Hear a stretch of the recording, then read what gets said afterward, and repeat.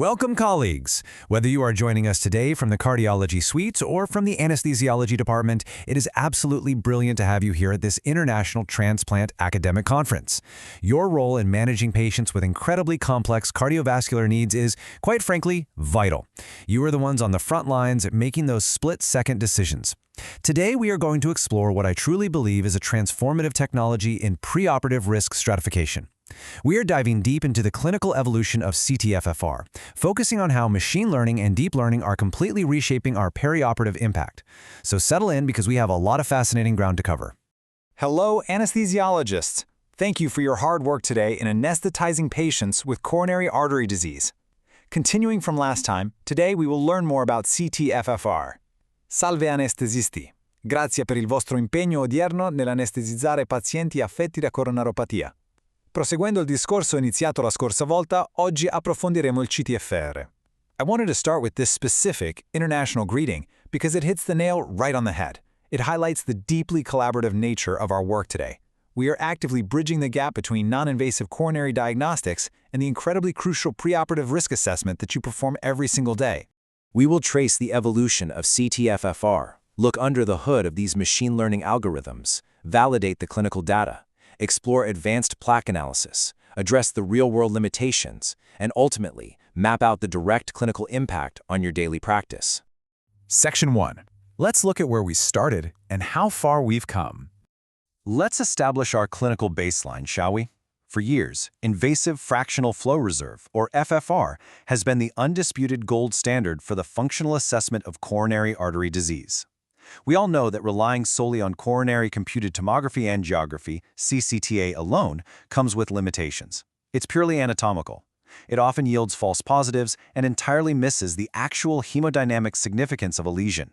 But just look at our technological progression over the last couple of decades on this timeline. Pre-2010s, we were entirely reliant on the cath lab. Every functional assessment meant an invasive procedure. Then, in the early 2010s, we saw the advent of computational fluid dynamics, or CFD. This was groundbreaking, absolutely, but it required off-site supercomputers. You were waiting hours, sometimes days, for a result. By the late 2010s, machine learning stepped in and drastically reduced that computational burden. And now, sitting here in the 2020s, we have arrived at on-site, deep learning-based CT-FFR. We are now capable of rapid, incredibly accurate analysis right at the point of care, without ever putting a wire into a patient. Section 2. Now we need to understand how these algorithms actually work. You might be wondering, how on earth does a computer look at a static CT image and accurately predict a physiological pressure drop? It sounds a bit like magic, doesn't it? Well, as detailed in a fantastic review by Tesche Gray, the foundation of this machine learning algorithm is staggering. It starts with an offline training phase. The algorithm is trained on a massive dataset of 12,000 synthetic 3D coronary artery models. It's not just looking at a tube, it's analyzing 28 distinct, highly specific input features. We're talking about branch length, vessel radius, the degree of tapering, bifurcation angles, the whole shebang. To process all of this, the algorithm utilizes a reduced-order computational blood flow model driven by a fully connected deep neural network with 4 hidden layers. Think of these hidden layers as a giant complex puzzle solver. During offline training, it learns the incredibly intricate nonlinear relationships between coronary anatomy and pressure drops. Then comes the second phase, the online patient-specific application. This learned model is applied directly to your patient's CCTA scan right there in the hospital, allowing for the almost instantaneous calculation of lesion-specific ischemia. It is mathematically simulating fluid dynamics in minutes. Section 3. Let's look at the hard clinical evidence. Does the math hold up in the real world? We have to look at the data to prove this non-invasive approach matches our invasive gold standard. Let's focus closely on a pivotal 2018 study by Hugh and colleagues. They examined 105 patients, looking at 117 vessels with intermediate stenosis, that tricky 40 to 80% range where we really need functional data. Their machine learning model achieved an area under the curve of 0.864 and an overall accuracy of 82%. Out of the cases invasively proven to be ischemic, it correctly identified 22 as true positives, and it correctly ruled out 74 as true negatives. But as academic practitioners, we absolutely must interrogate the misses. Why were there 14 false negatives and 7 false positives in Hugh's study? Let's unpack that. False negatives, where the CT-FFR said the flow was fine but the invasive wire found ischemia, often occur when there's diffuse microvascular disease. The anatomical CT model is fantastic at assessing epicardial vessels, but it simply cannot appreciate microscopic distal resistance. Conversely, what about those 7 false positives? These usually stem from minor localized calcifications. Heavy calcium causes blooming artifacts on the CT image, making the lesion look mechanically tighter than it actually is, effectively tricking the algorithm into overestimating the pressure drop. Moving on, Kurata et al. Further proved clinical viability, showing that diagnostic accuracy jumped massively from 66% with standard CT to 85% with CT-FFR, and the on-site analysis took just 16.4 minutes. That's essentially the time it takes to grab a cup of tea. This robustness is beautifully echoed by the multi-center machine registry, confirming a solid 85% sensitivity and 91% specificity.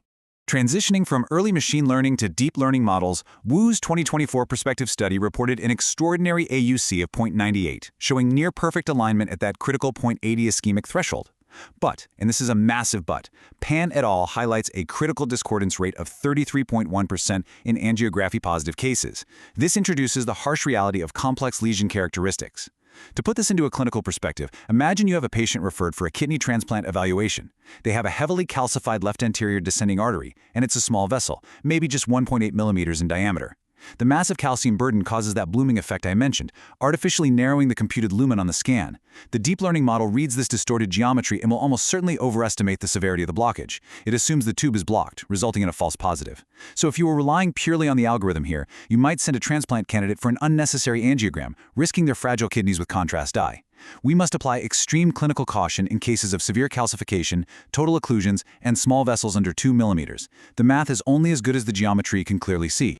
Now looking at Roshan's recent analysis, which compared this novel on-site deep learning CT-FFR against invasive instantaneous wave-free ratio, or IFR, across 44 patients, we see an AUC of 0.79.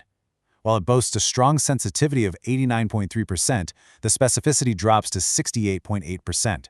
It shows only a modest correlation with IFR. This specific drop in specificity is a stark reminder that in the gray zone, those moderate to severe stenoses, the rigid anatomical assumptions made by the algorithm can sometimes deviate from the real-world, instantaneous physiological flow that IFR measures. Section 4.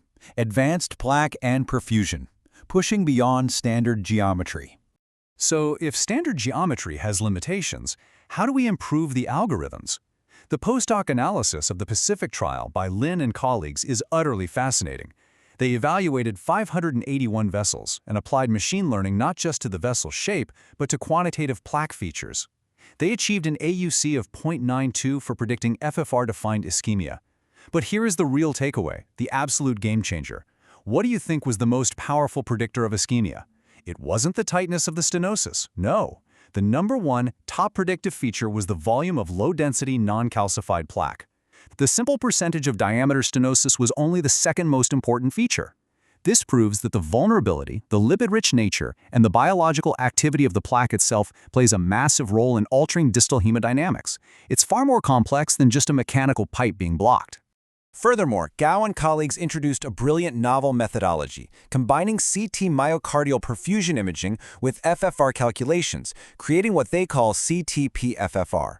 By determining the specific perfusion territory and computing outlet resistance using Navier-Stokes fluid dynamics, this combined model drove the diagnostic AUC up to a staggering 0.953.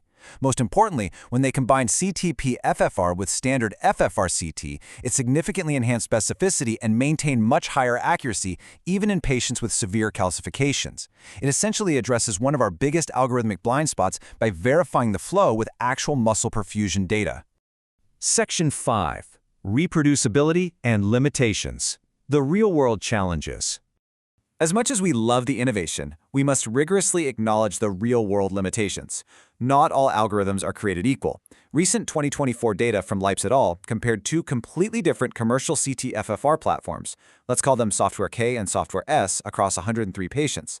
Have a look at these blend-outment plots. They reveal a crucial, even dangerous interchangeability issue. There was a statistically significant 6% discrepancy in the FFR values generated between the two vendors on the exact same patient datasets. This emphasizes an urgent, screaming need for industry standardization. You cannot simply assume that a borderline FFR reading of 0.78 on vendor A will read as 0.78 on vendor B. In a patient on the surgical table, that 6% variance is the difference between a revascularization procedure and medical management. So why do these algorithms fail or disagree?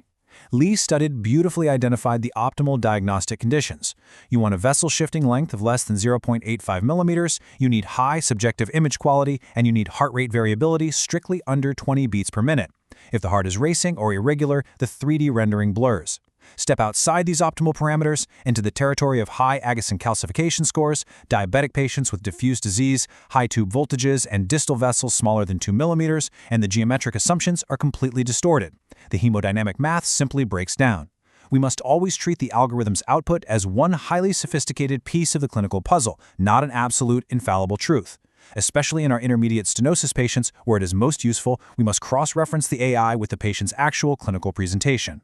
Section 6. Clinical Impact and Future. This is where it changes your practice. What does all this mean for the anesthesiologist preparing a high-risk transplant or non-cardiac surgery patient? By leveraging CT-FFR, we can drastically reduce unnecessary invasive coronary angiographies and refine our revascularization decisions, whether that's PCI, CABG, or optimal medical therapy. I want to give you a highly practical, step-by-step preoperative screening guideline based on this data. Step 1. For any high-risk patient showing intermediate stenosis, that 40 to 80% range on a standard CCTA immediately reflects to an on-site CT-FFR analysis. Step 2. If the CT-FFR value reads safely above the 0.80 threshold, you can generally proceed to surgery with confidence, completely bypassing the bleeding and renal risks associated with invasive catheterization. Step 3. If the reading is below 0.80, you immediately trigger a multidisciplinary cardiology review to determine if preoperative intervention is necessary to prevent a major adverse cardiac event, or MACE. Now, how does this actually change your intraoperative management? It changes everything. You are no longer managing a generic cardiac risk. You are managing specific known lesions. For example, if the CT-FFR identifies a critical, flow-limiting lesion specifically in the right coronary artery, you know that patient is at a massive risk for inferior ischemia and potential heart block. As the anesthesiologist, you will aggressively tailor your intraoperative strategy. You will meticulously manage your fluids to maintain preload, strictly avoid tachycardia, which decreases coronary filling time, and you might set a much stricter higher mean arterial pressure or MAP target to physically drive perfusion past that specific known RCA stenosis. You are actively managing anesthesia based on computed, lesion-specific physiology. Moving forward, the trajectory of this technology is incredibly promising, but we have work to do. We desperately need large-scale, prospective, randomized controlled trials to validate long-term outcomes based purely on CT-FFR-guided therapy. We need vast outcome data accumulation across diverse patient populations, specifically tackling those tricky, heavily calcified and diabetic cohorts where the current algorithms struggle. We absolutely must demand standardization across differing vendor algorithms, so a 0.80 means a 0.80 everywhere in the world. And ultimately, our goal is the direct formal integration of these AI-driven metrics into official perioperative and anesthesia guidelines. I want to leave you with this final, provocative thought. As these machine learning and deep learning algorithms inevitably overcome their current limitations, fueled by better training datasets and ever higher resolution imaging, how quickly will your specific institution adapt? Are you prepared to establish a purely computational, non-invasive baseline for assessing myocardial ischemia before your most vulnerable patients ever reach the operating theater? The future of preoperative assessment isn't just anatomical, it is physiologic, and it is entirely digital. Thank you for your exceptional focus today, and I hope you thoroughly enjoy the remainder of the conference.